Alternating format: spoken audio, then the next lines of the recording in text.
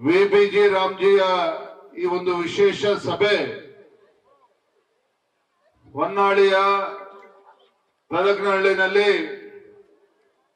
ನಮ್ಮ ಹೊನ್ನಾಳಿಯ ಗಂಡುಗಲಿ ರೇಣುಕಾಚಾರ್ಯ ಅವರ ನೇತೃತ್ವದಲ್ಲಿ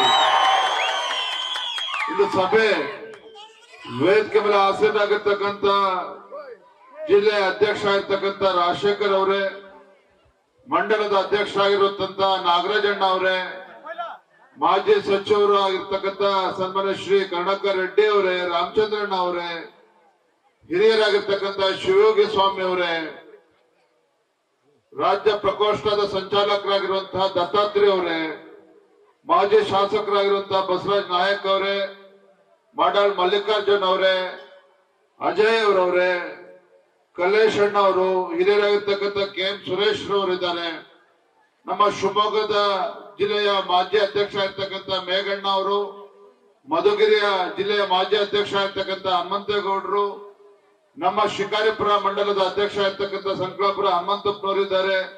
ಅದೇ ರೀತಿಯಲ್ಲಿ ಸತೀಶ್ ಅಣ್ಣ ಅವರಿದ್ದಾರೆ, ರೈತ ಮುಖಂಡರು,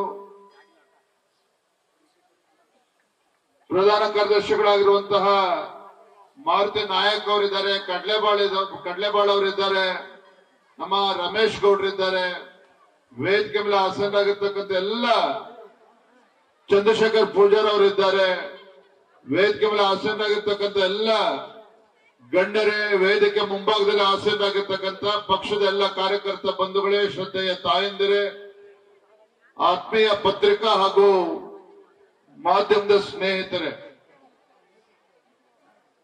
ನಾನು ಈ ಒಂದು ವಿಶೇಷ ಕಾರ್ಯಕ್ರಮಕ್ಕೆ ವಿಬಿಜಿ ರಾಮ್ಜಿ ಜನಜಾಗೃತಿ ಸಮಾವೇಶಕ್ಕೆ ಇಲ್ಲಿಗೆ ಬರುವ ಮುಂಚಿತವಾಗಿ ಗಂಟಾಪುರಕ್ಕೂ ಕೂಡ ಹೋಗಿ ಅಲ್ಲೂ ಕೂಡ ಎಲ್ಲರನ್ನ ಮಾತನಾಡಿಸ್ಕೊಂಡು ಇಲ್ಲಿ ಬಂದಿದ್ದೇನೆ. ಒಂದು ಅಭೂತಪೂರ್ವವಾಗಿರ್ತಕ್ಕಂಥ ಸಭೆ ಹೊತ್ತಿಲ್ಲಿ ನಡೀತಾ ಇದೆ. ನಾನು ನಿಜವಾಗ್ಲೂ ಕೂಡ ಬಹಳ ಹೆಮ್ಮೆಯಿಂದ ಒಂದು ಮಾತನಾಡೋದಕ್ಕೆ ಇಚ್ಛೆ ಪಡ್ತೇನೆ. ನಾನಿಲ್ಲಿ ಬಂದಂತ ಸಂದರ್ಭದಲ್ಲಿ ಬಹಳ ದೊಡ್ಡ ಸಂಖ್ಯೆಯಲ್ಲಿ ನಮ್ಮ ತಾಯಂದಿರು ಪೂರ್ಣ ಕುಂಭ ಸ್ವಾಗತವನ್ನ ಕೋರಿ ನಮ್ಮ ಯುವಕ ಮಿತ್ರರೆಲ್ಲರೂ ಕೂಡ ಪಟಾಕಿಯನ್ನ ಸಿಡಿಸಿ ಮೆರವಣಿಗೆ ಮುಖೇನ ನನ್ನನ್ನು ನೀವು ಬರಮಾಡಿಕೊಂಡಿದ್ದೀರಿ. ತಮ್ಮೆಲ್ಲರ ಪ್ರೀತಿ ವಿಶ್ವಾಸಕ್ಕೆ ರೆಡಿಯಾಗಿದ್ದೇನೆ ಅನ್ನೋ ಮಾತನ್ನ ಈ ಸಂದರ್ಭದಲ್ಲಿ ಹೇಳ್ತಾ ನೇರವಾಗಿ ವಿಷಯಕ್ಕೆ ಬರ್ತೇನೆ. ನಮ್ಮ ದತ್ತಾತ್ರೇಯ ಅವರು ಮಾತನಾಡ್ತಾ ಹೇಳಿದ್ರು, ರೇಣುಕಾಚಾರ್ಯ ಅವರು ಇಡೀ ದಾವಣಗೆರೆ ಜಿಲ್ಲೆಯಲ್ಲಿ ಅಷ್ಟೇ ಅಲ್ಲ, ಕರ್ನಾಟಕ ರಾಜ್ಯದಲ್ಲೇ ವಿಕಸಿತ ಭಾರತ ರಾಮ್ಜಿ ಈ ಜನಜಾಗೃತಿ ಕಾರ್ಯಕ್ರಮವನ್ನ ಬಹಳ ಅರ್ಥಪೂರ್ಣವಾಗಿ ಬಹಳ ಯಶಸ್ವಿಯಾಗಿ ಮಾಡಿದ್ದಾರೆ.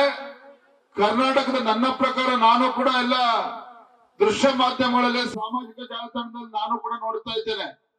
ನನ್ನ ಪ್ರಕಾರ ಮಾನ್ಯ ರೇಣುಕಾಚಾರ್ಯರವರು ಏನು ಪ್ರತಿ ಗ್ರಾಮಗಳಿಗೆ ತೆರಳಿ ಜನಜಾಗೃತಿ ಮೂಡಿಸುವಂತ ಕೆಲಸ ಮಾಡ್ತಾ ಇದ್ದಾರೆ.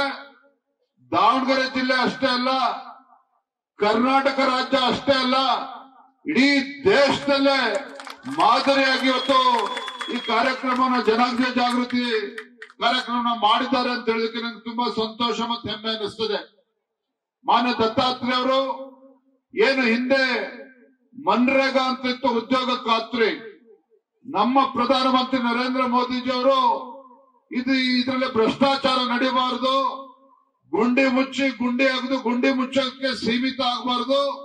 ಇವತ್ತಿಷ್ಟು ಸಾವಿರಾರು ಕೋಟಿ, ಇಡೀ ದೇಶದಲ್ಲಿ 95,000 ಕೋಟಿ ರೂಪಾಯಿಗಳು ಖರ್ಚು ಮಾಡ್ತಾ ಇರ್ಬೇಕಾದ್ರೆ ಈ ಹಣ ಸದುಪಯೋಗ ಆಗಬೇಕು. ಗ್ರಾಮೀಣ ಭಾಗದಲ್ಲಿ ಶಾಲಾ ಕೊಠಡಿಗಳಿರ್ಬೋದು, ದೇವಸ್ಥಾನ ಇರ್ಬೋದು, ಅಂಗನವಾಡಿ ಕೇಂದ್ರ ಇರ್ಬೋದು, ಒಂದು ಆಸ್ತಿಯನ್ನು ನಿರ್ಮಾಣ ಮಾಡ್ತಕ್ಕಂಥ ಕೆಲಸ ಮಾಡಬೇಕು ಅಂತ ಹೇಳಿ 100 ದಿನ ಇದ್ದಂತ ಈ ಉದ್ಯೋಗ ಖಾತ್ರಿ ಯೋಜನೆ 125 ದಿನಕ್ಕೆ ಏರಿಸಿ ಇವತ್ತು 370 ರೂಪಾಯಿ ಒಂದು ದಿನಕ್ಕೆ ಇವತ್ತು ಕೂಲಿಯನ್ನ ಕೊಡ್ತಕ್ಕಂಥ ಕೆಲಸ ಇವತ್ತು ನರೇಂದ್ರ ಮೋದಿಜಿಯವರು ತೀರ್ಮಾನ ಮಾಡಿರುವಂತದ್ದು. ಪರಿಣಾಮ ಏನು ಅಂತ ಹೇಳಿದ್ರೆ ಗ್ರಾಮೀಣ ಭಾಗದಲ್ಲಿರುವಂತಹ ನಮ್ಮ ಬಡವರಿಗೆ, ಕಾರ್ಮಿಕರಿಗೆ, ತಾಯಂದಿರಿಗೆ ಪ್ರತಿ ವರ್ಷ ಏನು ಕೆಲಸವನ್ನ ಮಾಡ್ತಾರೆ 45,000 ರೂಪಾಯಿ ಇದು ಇವತ್ತು ವಿಬಿಜಿ ರಾಮ್ಜಿ ಮುಖೇನ ಇವತ್ತು ಸಿಗುವಂತದ್ದು. ಆ ರೀತಿ ಪ್ರಧಾನಮಂತ್ರಿಗಳು ಒಂದು ಉತ್ತಮ ಕಾರ್ಯವನ್ನ ಮಾಡಿದ್ದಾರೆ ಅನ್ನೋದನ್ನ ನಾನು ಈ ಸಂದರ್ಭದಲ್ಲಿ ಹೇಳೋದಕ್ಕೆ ಇಚ್ಛೆ ಪಡ್ತೇನೆ. ಇವತ್ತು ವಿಬಿಜಿ ರಾಮ್ಜಿ ಬಗ್ಗೆ ರೇಣುಕಾಚಾರ್ಯ ಅವರು ಜನಜಾಗೃತಿಯನ್ನು ಮೂಡಿಸಿದ್ದಾರೆ. ನಮ್ಮ ಮುಖಂಡರು ಕೂಡ ಮಾತನಾಡಿದ್ದಾರೆ. ಇವತ್ತು ಈ ನಾಲಾಯಕ್ ಕಾಂಗ್ರೆಸ್ ಸರ್ಕಾರ ರಾಜ್ಯದಲ್ಲಿ ಅಧಿಕಾರಕ್ಕೆ ಬಂದಾಗಿನಿಂದ ಇವತ್ತು ಜನರಿಗೆ ಇವತ್ತು ಅನ್ಯಾಯವನ್ನ ಮಾಡ್ತಾ ಇದೆ. ರಾಜ್ಯದ ಜನ ಅನ್ಕೊಂಡಿದ್ರು ಕಾಂಗ್ರೆಸ್ ಸರ್ಕಾರ ಬಂದ್ಮೇಲೆ ಏನು ಅಹಿಂದ ಹೆಸರು ಹೇಳ್ಕೊಂಡು ಇವತ್ತು ರಾಜ್ಯದಲ್ಲಿ ಇವತ್ತು ಅಧಿಕಾರದ ಚುಕ್ಕಾಣಿ ಹಿಡಿದಿರ್ತಕ್ಕಂಥ ಕಾಂಗ್ರೆಸ್ ಸರ್ಕಾರ, ಸಿದ್ದರಾಮಯ್ಯ ಸರ್ಕಾರ ಇವತ್ತು ಸರ್ಕಾರ ಅಧಿಕಾರಕ್ಕೆ ಬಂದ್ಮೇಲೆ ರಾಜ್ಯದಲ್ಲಿ ಒಳ್ಳೇದಾಗ್ತದೆ ಅಂತೇಳಿ ಅವ್ರು ಭಾವಿಸಿದ್ರು.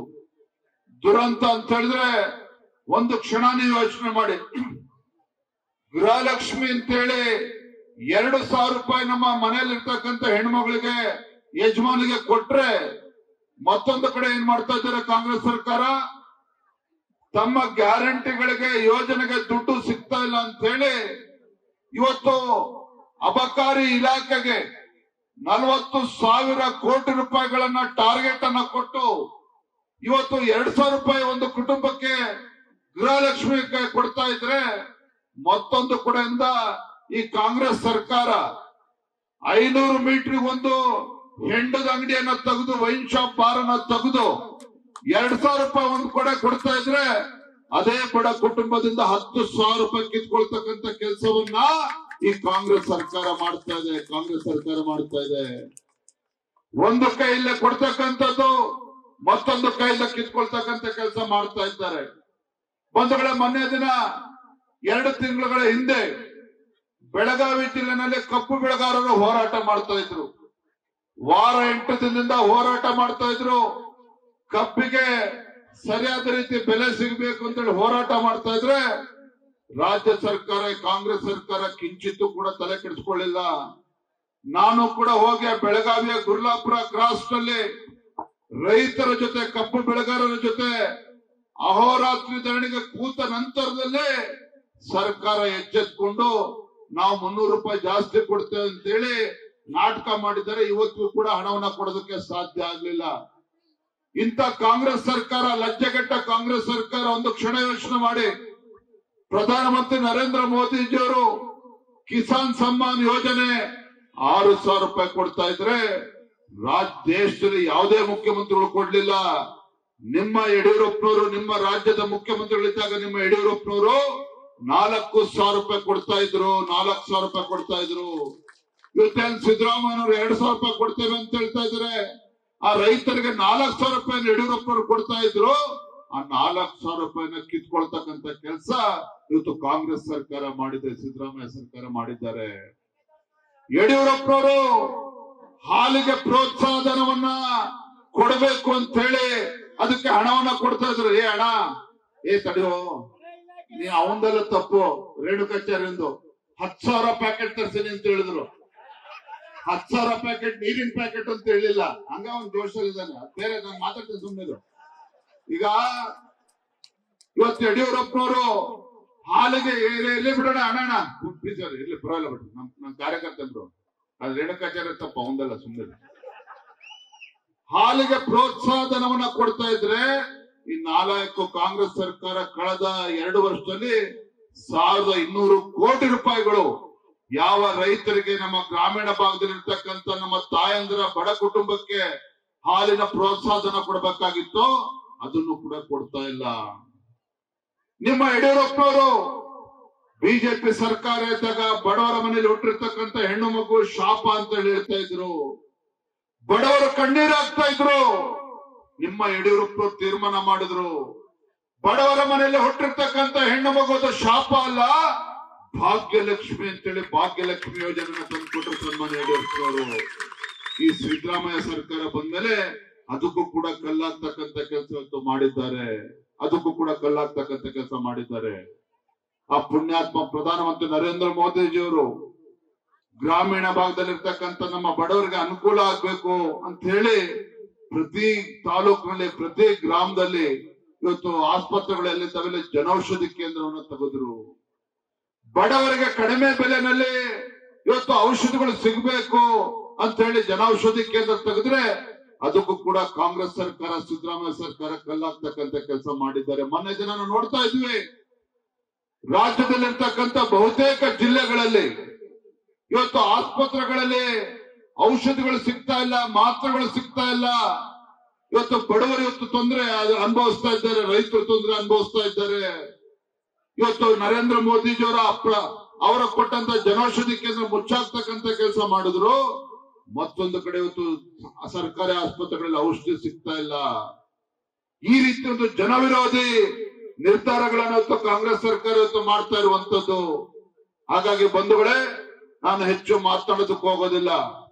ಇಂಥ ಲಜ್ಜೆಗೆಟ್ಟ ರೈತ ವಿರೋಧಿ, ಬಡವರ ವಿರೋಧಿ ಇವತ್ತು ಯುವ ಜನತೆ ಹುಬ್ಬಳ್ಳಿನಲ್ಲಿ ಇವತ್ತು ರಾಜ್ಯದಲ್ಲಿ 2,85,000 ಉದ್ಯೋಗಗಳನ್ನ ಭರ್ತಿ ಮಾಡದೇನೆ ಇವತ್ತು ಹಾಗೆ ಖಾಲಿ ಉಳಿಸ್ಕೊಂಡು ಕೂತಿದ್ದಾರೆ.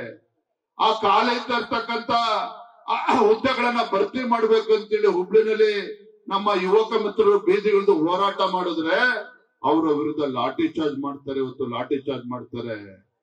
ಬಸವರಾಜ ನಾಯಕ್ ಅವರು ಮಾತನಾಡ್ತಾ ಇದ್ರು, ಮೊನ್ನೆ ಸೂರಗೊಂಡನಕೊಪ್ಪದಲ್ಲಿ DK ಶಿವಕುಮಾರ್ ಅವರು ಬಂದಾಗ ನಮ್ಮ ಬಣಜಾರ ಸಮಾಜ ನ್ಯಾಯ ಕೊಡಿ ಅಂತೇಳಿ ಅಲ್ಲಿ ಘೋಷಣೆಗೆ ಹೋಗಿದ್ರೆ ಅಲ್ಲಿರ್ತಕ್ಕಂಥ 25 ಯುವಕರ ವಿರುದ್ಧ, ಬಣಜಾರ ಸಮಾಜದ ಯುವಕರ ವಿರುದ್ಧ ಇವತ್ತು FIR ರಿಜಿಸ್ಟರ್ ಮಾಡಿಸ್ತಕ್ಕಂಥ ಕೆಲಸ ಕಾಂಗ್ರೆಸ್ ಸರ್ಕಾರ ಮಾಡಿದೆ, DK ಶಿವಕುಮಾರ್ ಅವರು ಮಾಡಿದ್ದಾರೆ. ಬಂಧುಗಳೇ, ಈ ಕಾಂಗ್ರೆಸ್ ಸರ್ಕಾರಕ್ಕೆ ಸಿದ್ದರಾಮಯ್ಯನವರಾಗ್ಲಿ DK ಶಿವಕುಮಾರ್ ಆಗ್ಲಿ ಇವರಿಗೆ ಬಡವರ ಬಗ್ಗೆ ಕಳಕಳಿ ಇಲ್ಲ, ರೈತರ ಬಗ್ಗೆ ಕಳಕಳಿ ಇಲ್ಲ, ಮಹಿಳೆಯರ ಬಗ್ಗೆ ಕಳಕಳಿ ಇಲ್ಲ, ರಾಜ್ಯದಲ್ಲಿರ್ತಕ್ಕಂಥ ಯುವ ಜನತೆ ಬಗ್ಗೆ ಕಳಕಳಿ ಇಲ್ಲ. ಅಷ್ಟೇ ಅಲ್ಲ, ಅಹಿಂದ ಹೆಸರುಕೊಂಡು ರಾಜ್ಯದ ಚುಕ್ಕಾಣಿ ಹಿಡಿದಿರ್ತಕ್ಕಂಥ ಸಿದ್ದರಾಮಯ್ಯನವರು ಅಹಿಂದ ಹೆಸರುಕೊಂಡು ಅಧಿಕಾರಕ್ಕೆ ಬಂದ ನಂತರದಲ್ಲಿ ಎಲ್ಲ ಹಿಂದುಳಿದ ಸಮುದಾಯಗಳನ್ನ, ಪರಿಷ್ಠ ಜಾತಿ ಪರಿಷ್ಠ ಪಂಗಡಗಳನ್ನ ಎಲ್ಲರನ್ನು ಕೂಡ ಇವತ್ತು ಅವರಿಗೆ ಅನುಕೂಲ ಆಗ್ತಕ್ಕಂಥ ಯಾವುದೇ ಯೋಜನೆಗಳನ್ನ ಕೊಡೋದಕ್ಕೆ ಸಾಧ್ಯ ಆಗಿಲ್ಲ, ಅನ್ಯಾಯ ಮಾಡ್ತಾ ಇದ್ದಾರೆ. ಅಷ್ಟೇ ಅಲ್ಲ, ಇವತ್ತು ಕುರಿ ಸಾಕಾಣಿಕೆ ಏನು ಅಚಾನಕ್ ಆಗಿ ಕುರಿ ಮೇಕೆ ಮರಿಗಳು ಸತ್ತರೆ ಅನುಗ್ರಹ ಯೋಜನೆಯಲ್ಲಿ ಪರಿಹಾರ ಕೊಡಬೇಕಾಗಿತ್ತು. ರಾಜ್ಯದಲ್ಲಿ ಇವತ್ತು ಸುಮಾರು 90,000 ಕುರಿಗಳು ಮರಿಗಳು ಸತ್ತೋಗಿದ್ರೆ ಇವತ್ತು ಕೂಡ 45 ಕೋಟಿ ರೂಪಾಯಿಗಳು ಅನುಗ್ರಹ ಯೋಜನೆ ಅಡಿಯಲ್ಲಿ ಆ ಬಡ ಕುಟುಂಬಕ್ಕೆ ಇವತ್ತು ಅನುಗ್ರಹ ಯೋಜನೆ ಅಡಿಯಲ್ಲಿ ಏನು ಪರಿಹಾರ ಕೊಡಬೇಕಾಗಿತ್ತು ಅದ್ರ ದುಡ್ಡನ್ನು ಕೂಡ ಉಳಿಸ್ಕೊಂಡಿದ್ದಾರೆ. ಅಷ್ಟೇ ಅಲ್ಲ, ಮಂಡ್ಯ ಜಿಲ್ಲೆನಲ್ಲಿ ಸ್ವಾತಂತ್ರ್ಯ ಹೋರಾಟಗಾರರ ಕುಟುಂಬಕ್ಕೆ ಏನು ಪಿಂಚಣಿ ಸಿಗ್ಬೇಕಾಗಿತ್ತು, ಗೌರವಧನ ಸಿಗ್ಬೇಕಾಗಿತ್ತು, ಕಳೆದ 1 ವರ್ಷದಿಂದ ಅವರ ಗೌರವಧನವನ್ನು ಕೂಡ ಕೊಡೋದಕ್ಕೆ ಸಾಧ್ಯ ಆಗ್ತಾ ಇಲ್ಲ. ಕಾರಣ ಏನು ಅಂತ ಹೇಳಿದ್ರೆ, ಕಾಂಗ್ರೆಸ್ ಸರ್ಕಾರದ ಇವತ್ತು ಆರ್ಥಿಕ ನೀತಿ ಏನಿದ್ದಾವೆ ಇದರ ಪರಿಣಾಮ ಕರ್ನಾಟಕ ರಾಜ್ಯ ಅರಾಜಕತೆಗೆ ಹೋಗ್ತಾ ಇದೆ, ದಿವಾಳಿ ಅಂತ ಇವತ್ತು ಕರ್ನಾಟಕ ಹೋಗ್ತಾ ಇರುವಂತದ್ದು. ಹಾಗಾಗಿ ಬಂಧುಗಳೇ, ನಾ ಇಷ್ಟೇ ಹೇಳುವಂತದ್ದು, ಇವತ್ತೇನು ರೇಣುಕಾಚಾರ್ಯ ಅವರ ನೇತೃತ್ವದಲ್ಲಿ ಇವತ್ತು ಜನಜಾಗೃತಿಯನ್ನು ಮೂಡಿಸ್ತಕ್ಕಂಥ ಕೆಲಸ ಮಾಡ್ತಾ ಇದ್ದಾರೆ VBG ರಾಮ್ಜಿ ವಿಚಾರದಲ್ಲಿ. ಅದೇ ಸಂದರ್ಭದಲ್ಲಿ ಈ ಬಡವರ, ರೈತರ, ಮಹಿಳೆಯರ, ಯುವಕರ ವಿರೋಧಿ ಕಾಂಗ್ರೆಸ್ ಸರ್ಕಾರದ ಬಗ್ಗೆನೂ ಕೂಡ ಇವತ್ತು ಮಾಹಿತಿಗಳನ್ನ ಇವತ್ತು ಜನಜಾಗೃತಿಯನ್ನು ಮೂಡಿಸ್ತಕ್ಕಂಥ ಕೆಲಸನ ಮಾಡಬೇಕಾಗಿದೆ. ಅದನ್ನು ಕೂಡ ತಾವು ಮಾಡಬೇಕು ಅಂತೇಳಿ ಸಂದರ್ಭದಲ್ಲಿ ಹೇಳ್ತಾ ತುಂಬಾ ಸಂತೋಷ ಆಗಿದೆ. ಹೆಚ್ಚು ಸಮಯನ ತೆಗೆದುಕೊಳ್ಳೋದಿಲ್ಲ. ನಮ್ಮ ಪತ್ರಿಕಾ ಹಾಗೂ ಮಾಧ್ಯಮದ ನಿನ್ನೆ ದಿನ ಬಾಗಲಕೋಟೆನಲ್ಲಿ ಏನು ದೇಶದಲ್ಲಿ ಸ್ವಾತಂತ್ರ್ಯ ಕಿಚ್ಚನ್ನ, ಸ್ವರಾಜ್ಯದ ಕನಸನ್ನ ಬಿತ್ತಿದಂತ ಶಿವಾಜಿ ಮಹಾರಾಜರ ಜಯಂತ್ಯೋತ್ಸವ, ಶಿವಾಜಿ ಮಹಾರಾಜರ ಜಯಂತ್ಯೋತ್ಸವ ಬಾಗಲಕೋಟೆನಲ್ಲಿ ನಡೀತಾ ಇದ್ರೆ ಕೆಲವು ದೇಶದ್ರೋಹಿಗಳು ಆ ಒಂದು ಶಿವಾಜಿ ಮಹಾರಾಜ ಜಯಂತಿ ಸಂದರ್ಭದಲ್ಲಿ ಕಲ್ಲೆಸೆಕ್ಕಂತ ಕೆಲಸ ಮಾಡಿದ್ದಾರೆ. ನಾನು ಇವತ್ತು ವೇದಿಕೆ ಮೂಲಕ ರಾಜ್ಯದ ಮುಖ್ಯಮಂತ್ರಿಗಳು ಮತ್ತೊಮ್ಮೆ ನಾನು ಹೊರಡ್ಲಿ ಬಿಡೋಣ, ತಾಯಿ ಹೊರಡ ತೊಂದ್ರೆ ಇಲ್ಲಮ್ಮ, ನೀವು ಹೊರಡ್ರಿ ಪರವಾಗಿಲ್ಲ. ಯಾರಿವತ್ತು ಅಂತ ದೇಶದ್ರೋಹಿಗಳು ಶಿವಾಜಿ ಮಹಾರಾಜರ ಜಯಂತ್ಯೋತ್ಸವದ ಸಂದರ್ಭದಲ್ಲಿ ಆ ಮೆರವಣಿಗೆ ಮೇಲೆ ಕಲ್ಲು ಹೊಡಿತಕ್ಕಂತ ಕೆಲಸ ಮಾಡಿದ್ದಾರೆ. ಅವರನ್ನ ಒತ್ತು ಒಳಗಾಗ್ತಕ್ಕಂತ ಕೆಲಸವನ್ನ ಈ ಕಾಂಗ್ರೆಸ್ ಸರ್ಕಾರ ಮಾಡದೆ ಹೋದ್ರೆ ಅವ್ರಿಗೆ ಯಾವ ರೀತಿ ಬುದ್ಧಿ ಕಲಿಸ್ಬೇಕು ಬಾಗಲಕೋಟೆ ಜಿಲ್ಲೆ ಜನ ತೀರ್ಮಾನ ಮಾಡ್ತಾರೆ. ಅದನ್ನ ಮಾಡೋ ಮುಂಚಿತವಾಗಿ ಈ ನಾಲಾಯಕ ಕಾಂಗ್ರೆಸ್ ಸರ್ಕಾರ ಅಲ್ಪಸಂಖ್ಯಾತರ ಓಲೈಕೆ ಮಾಡೋದನ್ನ ಬಿಟ್ಟು ಇಂಥ ದೇಶ ದ್ರೋಹಿಗಳನ್ನ ಒತ್ತು ಒಳಗಾಗ್ತಕ್ಕಂಥ ಕೆಲಸವನ್ನು ಕೂಡ ಮಾಡಬೇಕು ಅನ್ನೋ ಮಾತನ್ನ ಈ ಸಂದರ್ಭದಲ್ಲಿ ಹೇಳ್ತಾ ಮತ್ತೊಮ್ಮೆ ಇಷ್ಟೊಂದು ಅದ್ದೂರಿಯಾಗಿ ಅರ್ಥಪೂರ್ಣವಾಗಿ ಈ ಒಂದು ಜನಜಾಗೃತಿ ಸಮಾವೇಶವನ್ನ ಇವತ್ತು ನಮ್ಮ ಮಂಡಲದ ಅಧ್ಯಕ್ಷರು ಅದೇ ರೀತಿ ನಮ್ಮ ರೇಣುಕಾಚಾರ್ಯ ಅವರ ನೇತೃತ್ವದಲ್ಲಾಗಿದೆ. ಮುಂದಿನ ದಿನಗಳು ಕೂಡ ಯಶಸ್ವಿಯಾಗಿ ಆಗ್ಲಿ ಅಂತೇಳಿ ಸಂದರ್ಭದಲ್ಲಿ ಹೇಳ್ತಾ ನನಗೆ ಸಂಪೂರ್ಣ ವಿಶ್ವಾಸ ಇದೆ. 100ಕ್ಕೆ 100 ಹೇಳ್ತೇನೆ, ಮುಂದೆ ಯಾವತ್ತೇ ವಿಧಾನಸಭಾ ಚುನಾವಣೆ ನಡೆದರೂ ಸಹ ನಮ್ಮ ರೇಣುಕಾಚಾರ್ಯ ಅವರು ಅತಿ ಹೆಚ್ಚು ಲೀಡ್ ಇಂದ ಗೆದ್ದು ನಿಮ್ಮ ಆಶೀರ್ವಾದದಿಂದ ಗೆದ್ದು ಬರ್ತಾರೆ. ಯಾವುದೇ ಅನುಮಾನಗಳು ಬೇಡ ಅನ್ನೋ ಮಾತನ್ನ ಸಂದರ್ಭದಲ್ಲಿ ಹೇಳ್ತಾ ನಾನು ಇಲ್ಲಿ ಬಸವೇಶ್ವರಲ್ಲಿ ಪ್ರಾರ್ಥನೆ ಮಾಡ್ತಕ್ಕಂಥದ್ದು ಇಷ್ಟೇನೆ. ಆ ಭಗವಂತನು ಕೂಡ ಪ್ರಾರ್ಥನೆ ಮಾಡಿದ್ದೇನೆ. ಮುಂದೆ ಬರ್ತಕ್ಕಂಥ ದಿನಗಳಲ್ಲಿ ಸರಿಯಾದ ಸಮಯಕ್ಕೆ ಬೆಳೆ ಮಳೆಯಾಗಿ ನಮ್ಮ ರೈತ ಬೆಳೆದಂತ ಬೆಳೆಗೆ ಒಂದು ವೈಜ್ಞಾನಿಕ ಬೆಲೆ ಸಿಗ್ತಕ್ಕಂಥ ಒಳ್ಳೆ ದಿನಗಳು ಬರಲಿ ಅಂತೇಳಿ ಭಗವಂತನ ಕೂಡ ಪ್ರಾರ್ಥನೆ ಮಾಡ್ತಾ ವೇದಿಕೆ ಮಾಡಿರ್ತಕ್ಕಂಥ ಎಲ್ಲ ಪಕ್ಷದ ಹಿರಿಯರಲ್ಲಿ, ವೇದಿಕೆ ಮುಂಭಾಗದಲ್ಲಿ ಕೂತಿರ್ತಕ್ಕಂಥ ಎಲ್ಲ ಹಿರಿಯರು ತಾಯಂದ್ರಲ್ಲಿ ವಂದಿಸಿ ನಮ್ಮ ಪತ್ರಿಕಾ ಹಾಗೂ ಮಾಧ್ಯಮ ಸ್ನೇಹಿತರು ಕೂಡ ವಂದಿಸಿ ಮಾತನ್ನು ಮುಗಿಸ್ತೇನೆ. ನಮಸ್ಕಾರ, ವಂದನೆಗಳೇ.